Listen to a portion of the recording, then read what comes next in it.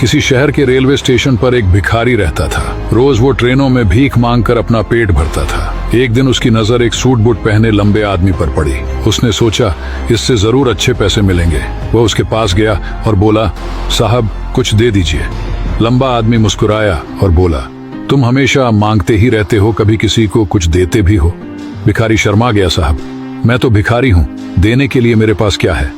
आदमी बोला, जब तुम किसी को कुछ दे ही नहीं सकते तो तुम्हें मांगने का भी अधिकार नहीं। इस दुनिया में लेने देने का नियम चलता है, जब तक दोगे नहीं मिलेगा भी नहीं। और वह ट्रेन में बैठकर चला गया। उसकी बात भिखारी के दिल में तीर की तरह चुभ गई। 2 दिन तक वह यही सोचता रहा, शायद मुझे भी इसलिए कम मिलता है क्योंकि मैं किसी को बदले में कुछ नहीं देता। तीसरे दिन उसने स्टेशन पर खूबसूरत फूल खिलते देखे। उसके मन में चमक आई, क्यों न देने वालों को बदले में फूल दूं। उसने कुछ फूल तोड़े और भीख मांगने चला गया। अब जब भी कोई उसे पैसे देता वो बदले में मुस्कुराकर एक फूल दे देता। लोग खुश होते और उसे पहले से ज्यादा पैसे देने लगे। भिखारी समझ गया, देने में ही पाने का रहस्य है। एक दिन वही लंबा आदमी फिर स्टेशन पर दिखा।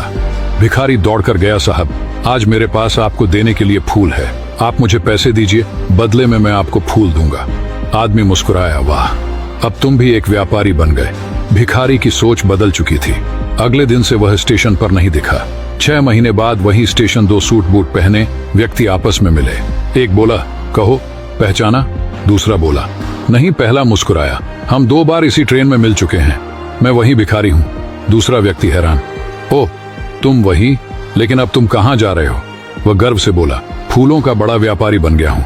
लोगों ने मेरी भीख नहीं खरीदी, मेरे फूल खरीदे। आपने सिखाया था जब तक हम कुछ देते नहीं हमें मिलता भी नहीं।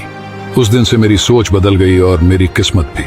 दोनों मुस्कुराए और आगे बढ़ गए। इस कहानी की सीख सफलता हमारी सोच में छुपी होती है। तुम खुद को जैसा मानते हो जिंदगी भी तुम्हें वैसा ही बना देती है। इसलिए खुद पर भरोसा रखो और देने की आदत डालो, किस्मत खुद बदल जाएगी।